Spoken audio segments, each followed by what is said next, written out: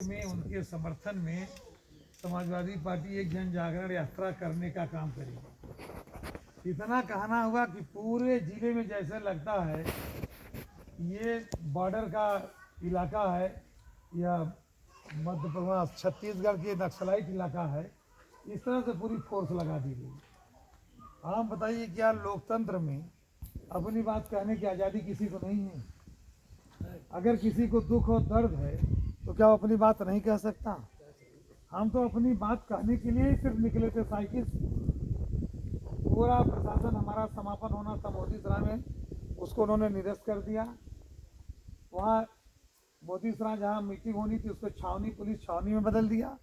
जगह जगह नाकेबंदी कर दी, कहीं लोगों को जाने नहीं दे रहे हैं। तब हमने अपने कार्यकर्ता साथियों से कहा हम गांव गांव लोगों के बीच जाकर लोगों को जागृत करने का काम करिए। आप बताइए कौन सी ऐसी जात है जो खेती नहीं करती? क्या जितने लोग यहाँ बैठे सबका धान बिक गया? नहीं खरीदा नहीं। सबका धान सरकार ने खरीद लिया। तो आखिर वो बात आप कहने किससे जाएंगे? अभी मैं यहाँ रहा था, दोनों बड़ी नहर देखे जब हमारे जिलाध्यक्ष जी कहा दोनों नहरें एक साथ चलती हैं। हमको हमारे सरकार में एक साथ चलती है, इसमें दोनों एक साथ सूखी मैंने बताया। अब इस समय सिंचाई की जरूरत है और इस समय नहर में पानी नहीं है, ये कहना कोई गुनाह है? भाई नहर में पानी नहीं है और हम यही तो कह रहे हैं कि नहर में पानी नहीं है, तो हम आतंकवादी हो गए। अगर यूरिया नहीं मिल रही है और हम कह रहे हैं नहीं मिल रही तो हम अपराधी हो गए। अगर धान नहीं खरीद रही है सरकार, हम कह रहे हैं नहीं खरीद रही तो ये कहना हमारा अपराध हो गया। बिजली का दाम 300 गुना बढ़ गया, 3 गुना, 300% बढ़ गया, नहीं 3 गुना बढ़ गया। बिजली पूरी आ नहीं रही है, यूरिया मिल नहीं रही है, डाई मिल नहीं रही है। आप बताइए, सरकार ने घोषित किया धान का दाम 1800 कुछ रुपया और कहा कि हमारे क्रय केंद्र खरीदेंगे। नाम के लिए क्रय केंद्र चल रहे हैं लेकिन किसानों को नहीं खरीदा जा रहा है। दलाल लोग गांव में गरीब के किसान के मजबूरी का फायदा उठाकर 900, 1000, 1100 में धान खरीद ले रहे हैं। इससे ज़्यादा कोई बेच रहा है? तो हमारा तो यही मांग, हमारी समाजवादी पार्टी के और किसानों की यही मांग है, सरकार ने जो काला कानून बनाया उसको वापस ले। उस काले कानून में ये है कि सरकार सरकारी रेट घोषित करना बंद कर देगी, सरकारी खरीद करना सरकार बंद कर देगी। जब आज सरकार रेट घोषित कर रही है और खरीद रही है, इसके बावजूद किसान का धान और गेहूँ नहीं बिक रहा है, तो जब वो सरकारी रेट घोषित करना बंद कर देंगे, खरीद बंद कर देंगे, तो बताइए फिर 500 भी आपको कोई धान पूछेगा? हम तो समाजवादी लोग, हम किसान लोग यही कह रहे हैं इस काले कानून को वापस कर दो। और हर उद्योगपति, हर कंपनी जो चीज़ बनाती है उसका रेट तय करती है। जो लोहा बनाता है लोहे का रेट तय करता है, जो सीमेंट बनाता है सीमेंट का रेट तय करता है। तो हमारी मांग है, समाजवादी पार्टी की मांग है, किसानों की मांग है कि सरकार से कि किसान जिस चीज़ को पैदा करता है वो रेट तय करने का अधिकार किसान को होना चाहिए। वो रेट तय करने का अधिकार किसान को होना चाहिए।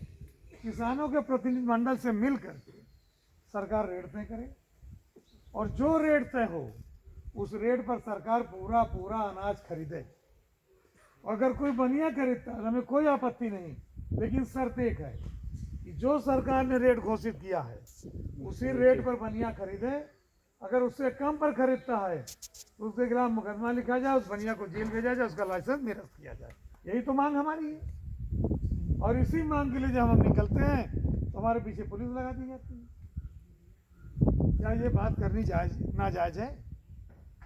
और मैं इस क्षेत्र का विधायक हूँ, अगर हम इस सुख दुख में आपके साथ नहीं आएंगे तो पुलिस हमको रोकेगी तो कौन आएगा भाई? और वो पुलिस जो अपने थाने पर दलाल नहीं रोक रही है, अपने थाने में दलाल नहीं रोक रही है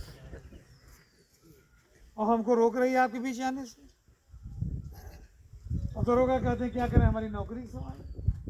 तो भाई नौकरी का सवाल है तो दलाल रोको ना, आम आदमी को क्यों रोकते हो अपनी बात कहने से? इसलिए समाजवादी में ज़्यादा आज नहीं कहना चाहता कि और जाना है 2 जगह। हमारा एक कार्यक्रम बड़ा कार्यक्रम था, लेकिन ज़बरदस्ती प्रशासन के लोगों ने कार्यक्रम नहीं होने दिया। तो हमने अपने साथियों से मिलकर तय किया कि जागरण अपन अपने क्षेत्रों में 5 गांव, 7 गांव, 8 गांव, 10 गांव के अंदर आप जागरण करेंगे, कहीं बैठकर आप किसानों की बात कहेंगे। उसी क्रम में देवमणि जी का आदेश हुआ, हम भी आपके बीच में आए हैं। हमारी और समाजवादी पार्टी का और किसानों की सिर्फ एक मांग है, इस देश में 70% लोग खेती करते हैं। 70% लोग, पूरी आबादी के 70% लोग खेती करते हैं। अगर उन 70% लोगों पर, उसमें सभी जाति धर्म के लोग, अगर उन पर हमला होगा, उन पर अन्याय होगा तो देश बर्बाद हो जाएगा। उनके साथ न्याय नहीं होगा तो देश के साथ न्याय नहीं होगा। इसलिए हमारी मांग है, किसानों को सस्ती खाद दी जाए, सस्ती बिजली दी जाए, फ्री में पानी दिया जाए, फ्री में बीज दिया जाए, और उनकी जो उपज होती है, जो उनकी फसल होती है, जितना भी वो बेचना चाहते हैं उतना सरकार दाम उचित कर खरीदे और उनका भुगतान करे। यही तो मांग हमारी है। अगर ये कहना कोई गुनाह और राष्ट्रद्रोह है तब ये कहने से हमको पुलिस रोक रही है, प्रशासन रोक रहा है। तो पुलिस और प्रशासन चाहे जितना रोके, लोकतंत्र है इस देश में, आपने हमें चुन करके भेजा है, आपके साथ अन्याय होगा तो हम नहीं आएंगे आपके बीच में, तो कौन आएगा? हम तो आएंगे ही आएंगे, चाहे पुलिस जो करे। इसलिए हमारा आपसे कहना है, निवेदन है, कल इन्हीं बातों को लेकर समाजवादी पार्टी के राष्ट्रीय अध्यक्ष माननीय अखिलेश यादव जी के निर्देश पर सभी जिला मुख्यालयों पर किसानों के समर्थन में काला कानून वापस लेने के लिए धरना का आयोजन किया गया है।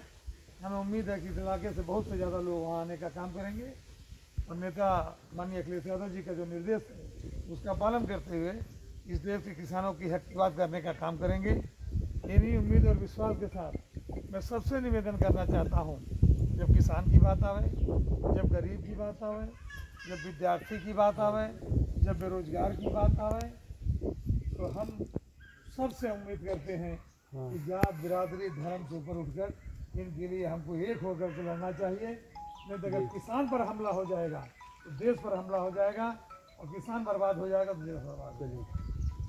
इसी उम्मीद और विश्वास के साथ मुझे भरोसा है कि आप लोग इस लड़ाई में हमेशा समाजवादी पार्टी के साथ रहेंगे। हमारे साथ तो वही है, समाजवादी पार्टी के साथ तो वही है। अगर आप साथ न होते तो 20 साल से हम क्यों विधायक बने रहते? आज यहाँ बहुत से ऐसे बच्चे बैठे हैं जो हमारे विधायक बनने के बाद पैदा हुए, इनकी माँ की शादी भी हमारे विधायक बनने के बाद हुई। ऐसे बहुत बच्चे यहाँ पे। तो मुझे उम्मीद है, मुझे भरोसा है, माननीय अखिलेश यादव जी ने किसानों के हक और न्याय के लिए जो आपकी लड़ाई शुरू की है इसमें जरूर ताकत देने का काम करेंगे। और आज आप लोगों ने जो कार्यक्रम किया इसके लिए आपको बहुत बहुत धन्यवाद। जय हिंद।